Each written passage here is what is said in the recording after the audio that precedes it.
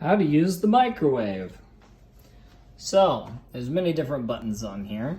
If you like to set your time exactly, so 1 minute and 22 seconds, you just hit time cook, 1 minute and 22 seconds, and then hit start.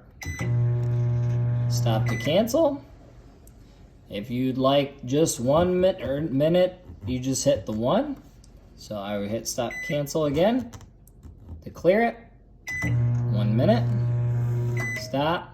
Cancel again. If I want 5 minutes and 30 seconds, I could just hit the 5. And then I could add 30 down here on the start. Cancel to turn off.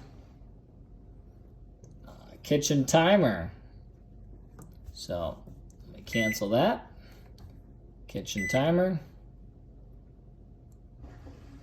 So I'd hit a 0 again. So that'd be 3 minutes and 25 seconds. Start.